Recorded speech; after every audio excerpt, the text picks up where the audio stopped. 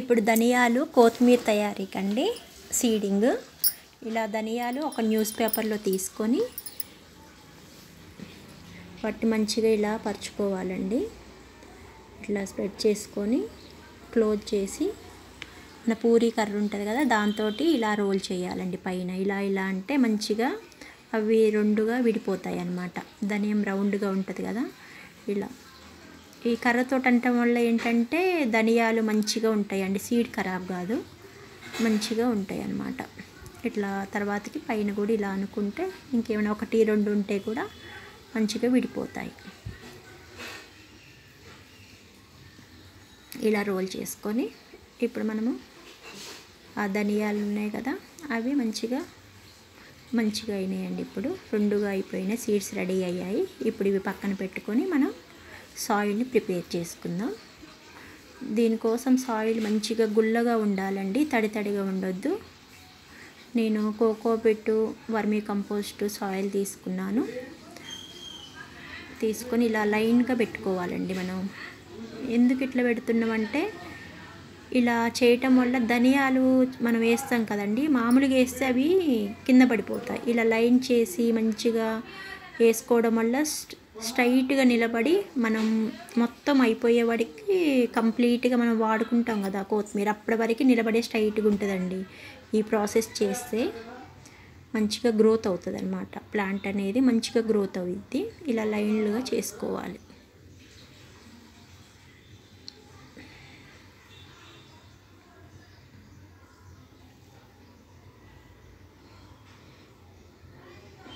మనకి మట్టి మంచిగా ఉండాలండి.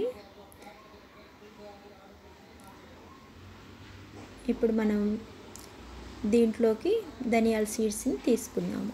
ఇట్లా లైన్గా మంచిగా కంప్లీట్గా చేసుకొని ఈ గ్యాప్లో ఇప్పుడు మనం ధనియాలు వేసుకోవాలండి.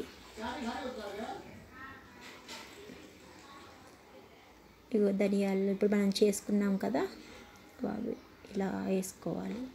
మంచిగా పొడిగా ఇలా వేసుకోవాలి. ఒక్కడే కాకుండా ఇలా ఫింగర్స్ తోటి ఇలా రబ్ చేసుకుంటూ వేయాలి. వేయటం వల్ల మంచిగా స్ప్రెడ్ అవుతాయండి లైన్గా. ఇలా అన్నిట్లలో ఇలానే వేసుకోవాలి.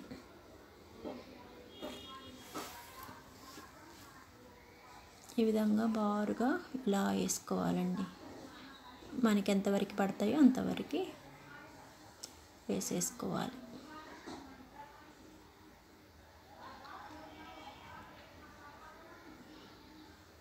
మీరు ఇలా చేసుకొని ఎంతో మంచిగా కొత్తిమీరని ఆస్వాదించవచ్చండి. చాలా ఈజీ ప్రాసెస్ అండి. మనకి 7 డేస్కి మొలకలు వచ్చేస్తాయండి. 15 డేస్ కల్లా మనకి కావాల్సిన సైజు వస్తాయండి. 1 మంత్ వరకు ఉంటుందండి ఇది. మనం ఎప్పుడు కావాలంటే అప్పుడు కొంచెం తీసుకోవచ్చు. ఇలా లైన్గా వేసుకోవడం వల్ల మనకి కింద పడిపోదన్నమాట. అదే చల్లామనుకోండి ఎమ్మటే అది నీళ్లు పడి కింద పడిపోయి ఖరాబ్ అవుతుంది, మనం చేసిందంతా వేస్ట్ అవుతుంది. ఇప్పుడు మధ్యలో మట్టి ఉంది కదండి, ఇలా స్టిక్ తీసుకొని లైన్గా గీయాలి. అప్పుడు ఆ మట్టి అనేది సీడ్స్ మీద పడిద్దండి. అటువైపు ఉన్నది సీడ్స్ మీదకి నెట్టుకోవాలి. ఈ మధ్యలో మట్టి ఇలా అని మళ్ళీ సీడ్స్ మీద మట్టి మనం పెట్టాలి. ఇలా మట్టి మీద రౌండ్గా ఇలా బాగా గీయటం వల్ల మట్టి అటు సగం ఇటు సగం అయింది. ఆ సీడ్స్ అనేవి కంప్లీట్గా క్లోజ్ అయిపోతాయి. ఆ మట్టిని ఇలా ఇప్పుడు మనం మధ్యలో స్టిక్తో గీసాం కదా, అది వాటర్ పోసుకోవడానికి మనం ఓపెన్గా పెట్టుకోవాలి. ఇప్పుడు మొత్తం క్లోజ్ అయిపోయింది కదండి, మనం గీతలు గీసాం కదా అక్కడ మంచిగా చేసుకోవాలి. ఎందుకంటే మనం వాటర్ పోసేది అక్కడే, మొత్తం ఇలా చిమ్మొద్దు వాటి మీద. ఇగో ఇలా ఇప్పుడు నేను స్టిక్తో గీసాను కదా, మట్టి అటు ఇటు పడ్డది. ఇప్పుడు మా సీడ్స్ ఏమైంది, ఆ మట్టిలోకి వచ్చేసాయి. చూసారు కదా, ఓపెన్ది ఇట్లా గ్యాప్ లాగా ఏర్పడ్డది. ఇప్పుడు వాటర్ మనం అక్కడ పోసుకోవాలి. సీడ్స్ అనేవి మట్టి మీద ఉన్నాయి అన్నమాట. ఈ మట్టి కింద సీడ్స్ ఉన్నాయి. ఈ ఓపెన్ ప్లేస్లోనూ గ్యాప్ తయారు చేస్తున్నా కదా, అది ఎందుకంటే మీరు వాటర్ పోసుకోవడానికండి. ఇప్పుడు మీరు రోజు ఒక 2 జగ్స్ సరిపోతాయండి వాటరు. ఇప్పుడు మనకి ఈ ఓపెన్ ప్లేస్లో మనం వాటర్ పోయాలి ఇలా డైలీ. ఈ విధంగా రోజు మనం వాటర్ పోసుకోవాలండి.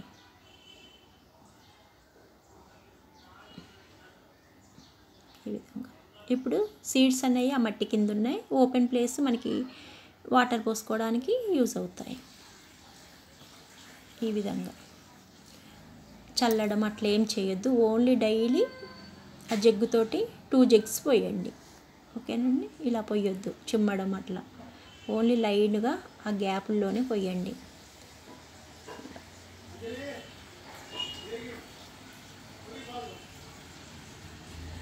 ఒక 2 జగ్స్ అయితే సరిపోతాయండి ఈ టబ్బుకి. ఇలా మరీ ఎక్కువ పోసినా కుళ్ళిపోతాయి అన్నమాట. ఒక 2 జగ్స్ సరిపోతాయి మనకి.